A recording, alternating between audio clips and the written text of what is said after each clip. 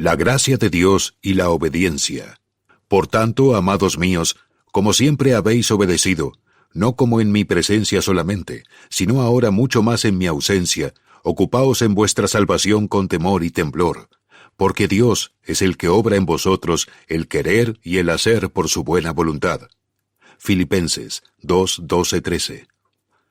Hay una cantidad extraordinaria de luz que se encuentra en Filipenses 2:12-13, en cuanto a la naturaleza y conexión de las agencias divina y humana en la santificación, perseverancia y salvación final del pueblo de Dios. La agencia divina se afirma como un hecho gracioso y bendito. La agencia humana se ordena como un deber solemne, y la una se convierte en la base o el fundamento o argumento para llamar a la otra. En primer lugar, se afirma la agencia divina. Dios es el que obra en vosotros el querer y el hacer por su buena voluntad. A vosotros que estabais muertos en delitos y pecados, os ha dado vida, y nos ha resucitado juntamente en Cristo, según la operación de su gran poder, que realizó en Cristo cuando lo resucitó de entre los muertos. Efesios 2:1, 6, 1:19-20.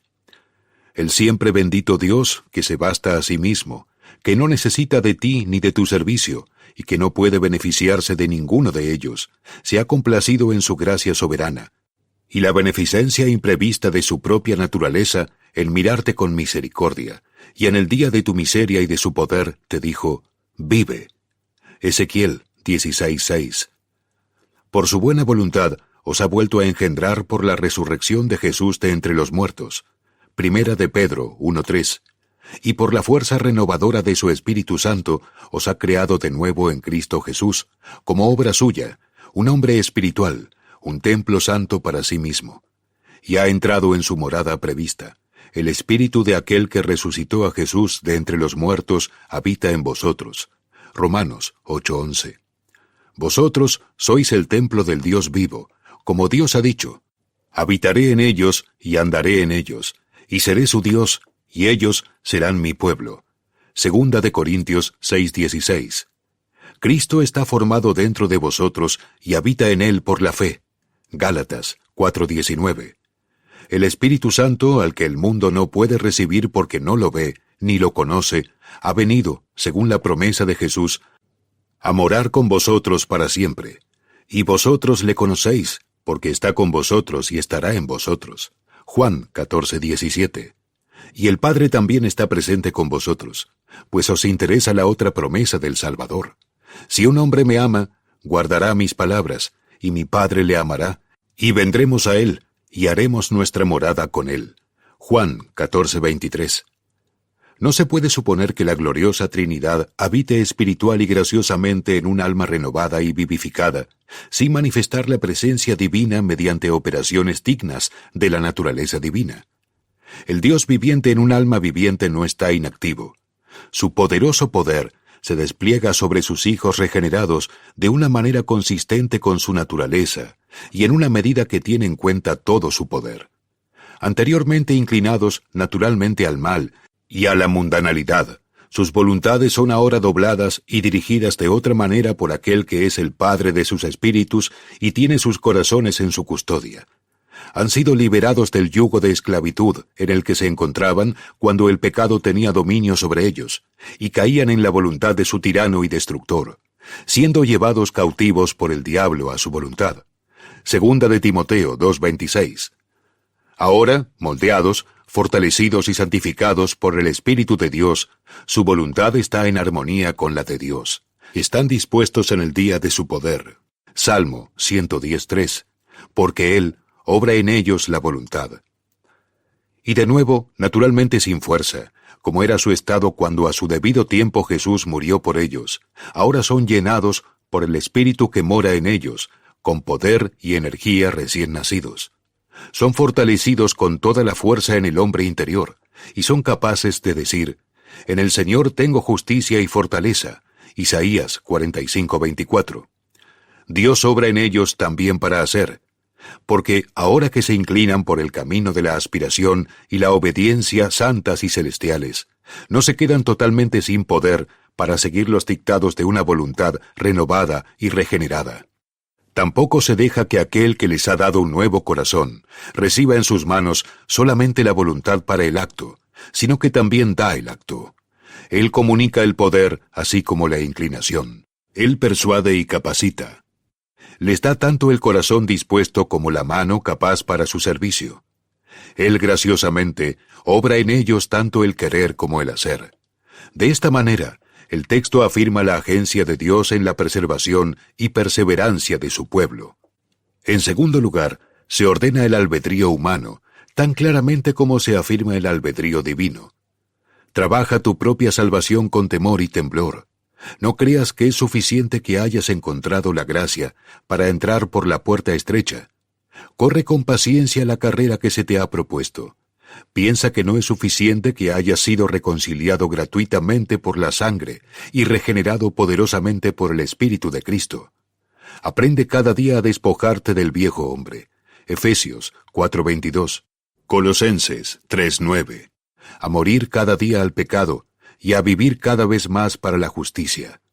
No consideres que tu restauración al favor y a la familia de Dios sea tu salvación completa y final. Solo has encontrado la dirección y el camino correctos. Sigue para conocer al Señor. El mal aún habita en ti y debe ser sometido y extirpado. Satanás sigue tentando y debe ser resistido y vencido.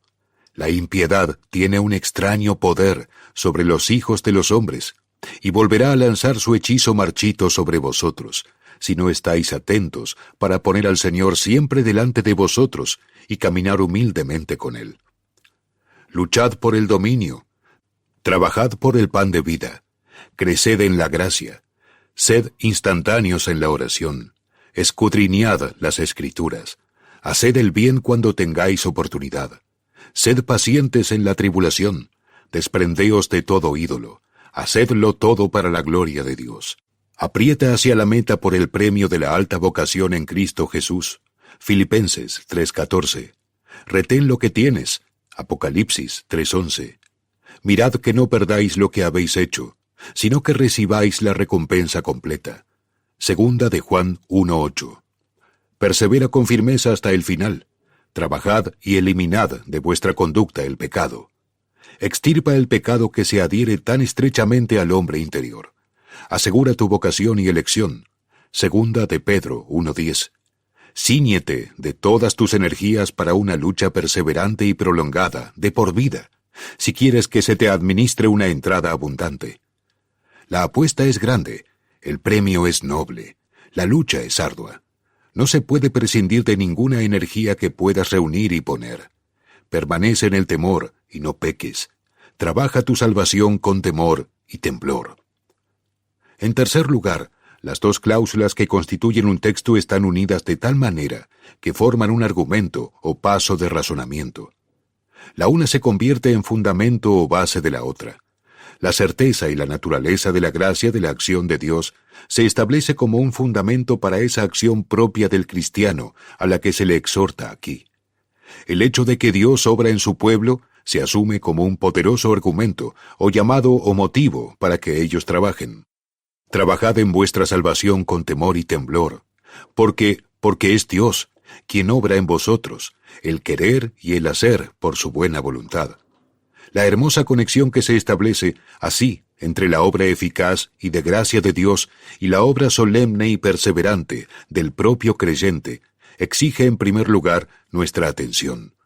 Nos preparará gradualmente para entender el tema si tomamos nota al principio de las dos objeciones que se han ofrecido con frecuencia a la doctrina de una agencia divina e irresistible, ya que tal agencia es considerada por nosotros como involucrada en la salvación de los pecadores. Sostenemos que los hombres se encuentran naturalmente en un estado de muerte espiritual, del que no tienen poder, ni siquiera el más mínimo, para liberarse, y que todos los que escapan de esta condición lo hacen en virtud de un ejercicio de energía eficaz y creadora, puesto en ellos por el Espíritu de Dios, mediante el cual se destruye el predominio de la mente carnal. Se someten los principios malignos de su naturaleza, y se les comunica una naturaleza espiritual. Esta naturaleza se inclina en sus deseos y afectos hacia el Dios que la dio, de modo que el sujeto de este gran cambio elige infaliblemente a Dios ahora como su principal bien. Vuelve a Él en arrepentimiento y fe, y se adhiere a Él con lealtad humilde y afectuosa. Y la Escritura ante nosotros afirma que el alto lugar de hegemonía que Dios, por su Espíritu, ha asumido para sí dentro del alma de su criatura elegida como objeto del amor redentor, no se abandona después de que se ha efectuado esta conversión, sino que sigue siendo mantenido por el mismo Dios que obra allí el querer como el hacer. Contra esto, sin embargo, se objeta en primer lugar que, 1. Si un ser ejerce sobre otro un dominio y una supremacía tal como la que se asigna a Dios sobre las almas de su pueblo, por la cual Él ciertamente e invenciblemente obra sus propios propósitos en ellos, entonces el sujeto de tal operación no es tratado como un agente libre y razonable, sino como una mera máquina, siendo hecho el instrumento indefenso para cumplir ciegamente los designios de otro. Se podría dar una variedad de respuestas para mostrar la naturaleza infundada e insostenible de esta objeción. Pediré que se preste atención solo a las que ofrece el texto, porque esta objeción está en flagrante contradicción, tanto con el espíritu como con la letra de este pasaje. Es una contradicción flagrante con el espíritu del texto. Contiene una solemne exhortación a los cristianos para que velen y trabajen por su propia salvación. Apoya esta exhortación, instando a un motivo muy solemne para la obediencia. Ahora bien, no se trata de tratar a un hombre como una máquina para exhortarlo al cumplimiento de un deber y presionar su atención con aquellas consideraciones que deben determinar su línea de conducta. Da por sentado que tiene un entendimiento y apela a él cuando se busca despertar e informar su facultad de comprender inteligentemente lo que se le dice. Supone que posee una conciencia, y a ese poder espiritual dentro de ella confía, un sentido de obligación en la cosa ordenada. Lo considera como poseedor de una voluntad, o poder de elección, e intenta determinarla en la dirección deseada mediante la influencia de motivos que, se cree, si se ven y entienden correctamente, asegurarían su concurrencia en el fin propuesto. Además, presupone que está dotado de un poder de acción y emoción, que también entrará en ejercicio si sigue el curso que se le recomienda.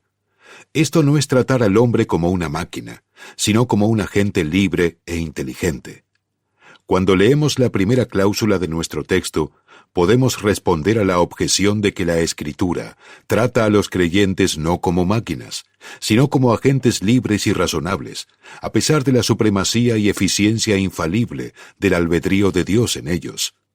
Pero cuando leemos todo el versículo y encontramos en qué conexión y sobre qué bases la Escritura exhorta y razona con sus lectores creyentes, no solo podemos responder que, aunque la gracia omnipotente esté dentro de ellos, no se actúa sobre ellos formal y mecánicamente, sino que, además, se les trata racional y espiritualmente precisamente porque la gracia omnipotente obra en ellos poderosamente. Por lo tanto, esta objeción se opone totalmente al alcance y al espíritu del texto. Pero, en segundo lugar, está en contradicción igualmente flagrante con el lenguaje expreso del texto. Al describir la naturaleza de la agencia divina, el texto excluye para siempre la idea de que esa agencia opere sobre el creyente de tal manera que lo lleve ciego, inconsciente o indiferente por el camino de la santidad. De hecho, la única concepción posible que podemos tener de la santidad es suficiente para dejar de lado cualquier idea como absolutamente inconsistente con ella misma. Es realmente inconcebible para cualquier mente que se detenga e intente realizarla. Pero sea como fuere, las palabras que tenemos ante nosotros han sido seleccionadas con tanta precisión y con el propósito manifiesto de evitar la posibilidad de un concepto erróneo de este tipo, que es sorprendente que la objeción que estamos considerando se haya planteado alguna vez. En estas palabras se declara que Dios obra en su pueblo la voluntad. Él asegura que su propia elección sea ejercida. Él renueva y reforma sus deseos. Él guía y dirige su inclinación. En todo aquello a lo que los lleva también su voluntad con Él. Él los hace dispuestos en un día de su poder. Si Él obrara en ellos para hacer, sin obrar en ellos para querer, entonces podría haber algún color para la alegación de que la doctrina de la gracia eficaz supone que el hombre debe ser tratado como una máquina, pues una máquina no tiene voluntad. Pero si toda acción piadosa que Dios obra en el cristiano está precedida por un deseo, una inclinación y una voluntad piadosos de realizar esa acción, esta es exactamente la condición que impide que la acción sea mecánica. Pero también se objeta además contra la doctrina de la gracia invencible, prevaleciente y controladora, que está calculada para relajar la diligencia y la energía de aquellos que se creen sujetos de ella.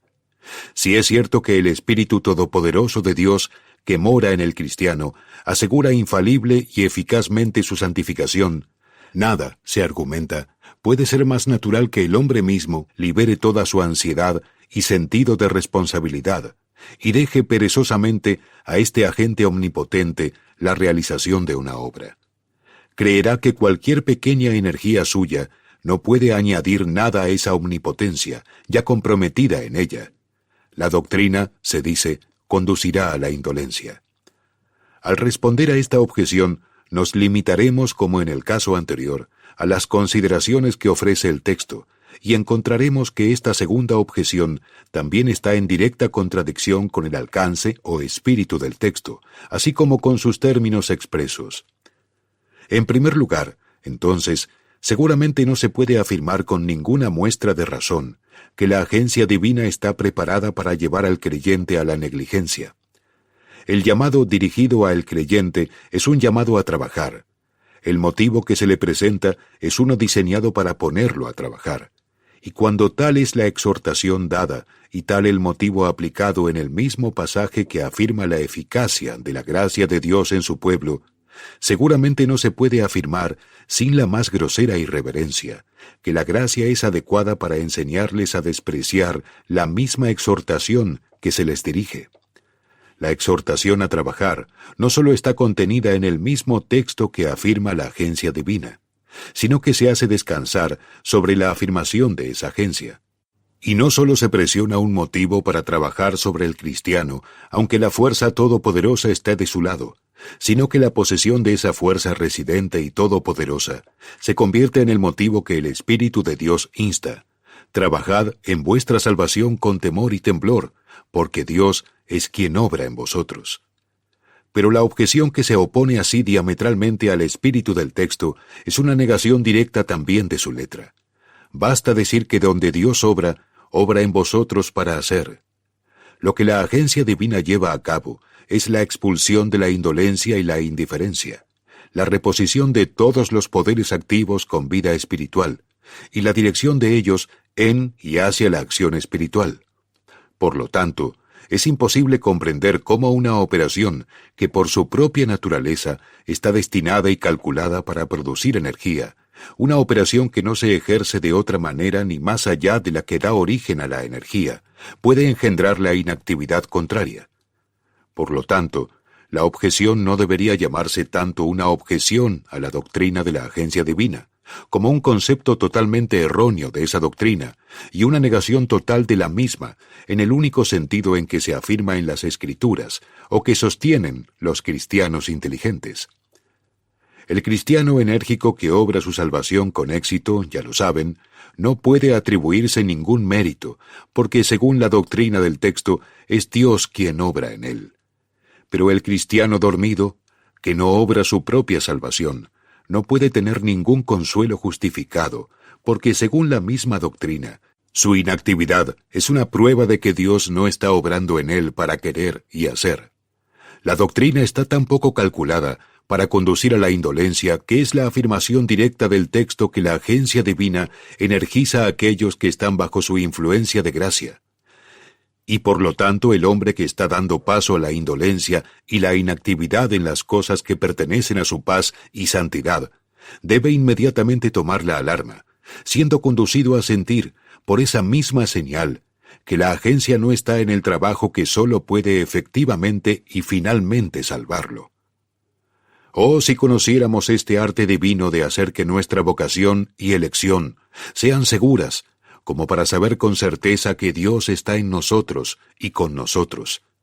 Él trabajando en nosotros y nosotros trabajando en y por Él y su poderoso poder.